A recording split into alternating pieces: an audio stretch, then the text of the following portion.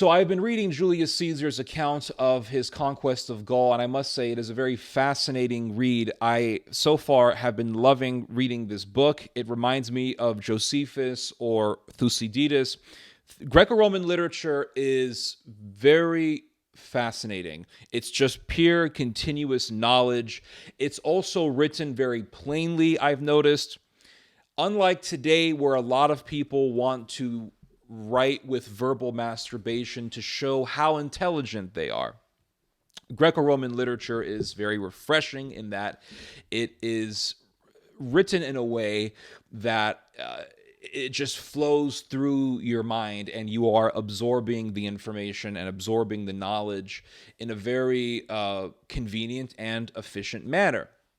With that said, as I am reading Julius Caesar's book, I am seeing parallels with things that we read about today. Today we read about how Russia does not want NATO in countries that border with it. Russia does not want NATO to be doing military exercises in Ukraine because Ukraine borders right with Russia. And the Russians don't like the fact that NATO has been backing paramilitaries and militants, terrorists that are hostile to Russia. And Russia does not want to see such hostility in territories that border with it. You cannot expect any regional superpower to tolerate hostile forces that are adjacent to its borders. You cannot be surprised if that regional power goes to war because hostile forces are in territories adjacent to its borders. It's crazy to even be shocked by such a phenomena.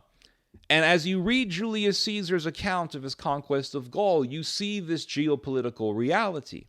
For example, the Helvetii, a very warlike tribe, had aspirations of grandeur. They wanted to control all of the Gaulish tribes. They were like an ancient version of Napoleon. The French are indeed descendants of the ancient Gauls.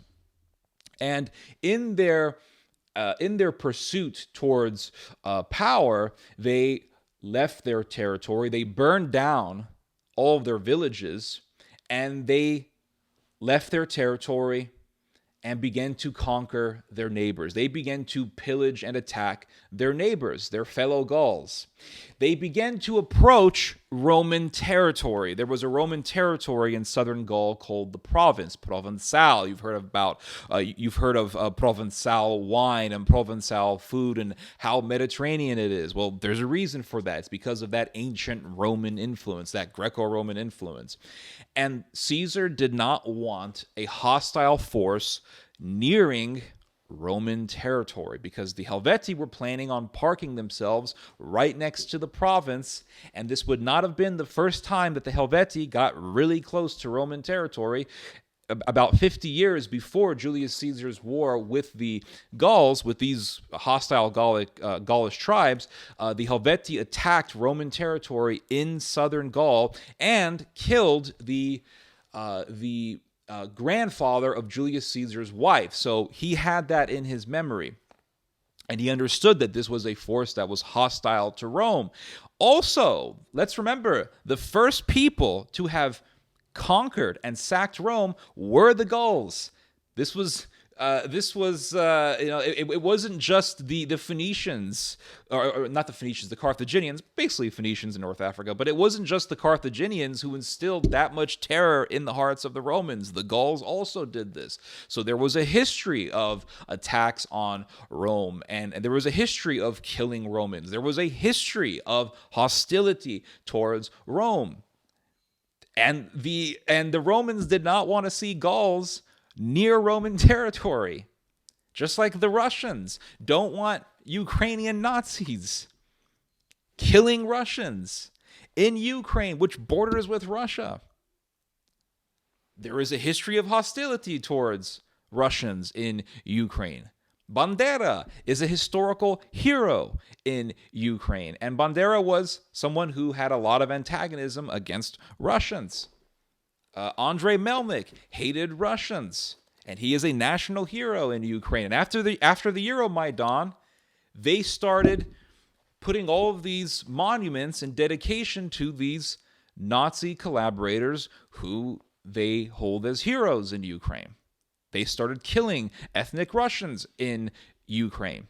All of this is happening in a territory, in a country that borders with Russia. So put yourself in the mind of Russia, and you can understand why they would go to war against Ukraine.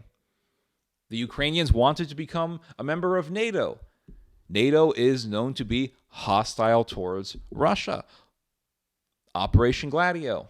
What was that about? Arming and training Nazis and other far-right paramilitaries who were hostile towards Russians, who were hostile towards the Soviet Union. There's a lot of history there. A lot of history there. And now you hear about Germany sending in tanks into Ukraine.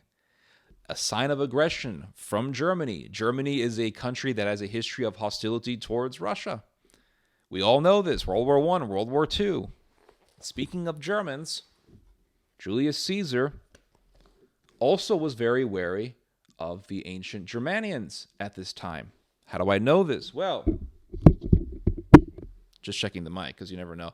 Well, after the Helvetii surrendered to Julius Caesar told them to rebuild the villages that they had burned down. Remember, they left their territory. They burned down their villages and their towns.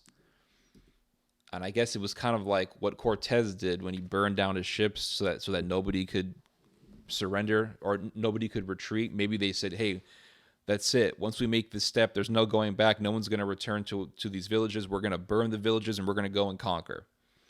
But Julius Caesar said, no, you need to rebuild your own villages. Why? Because he wanted those Gauls to re-inhabit those areas because he knew that if they did not re-inhabit them, the Germans would come and inhabit those villages. And then you would have a hostile German force getting closer and closer to Roman territory. And that's what it says here in Julius Caesar's records. It says that Caesar ordered the Helvetii themselves to rebuild the towns and villages they had burnt.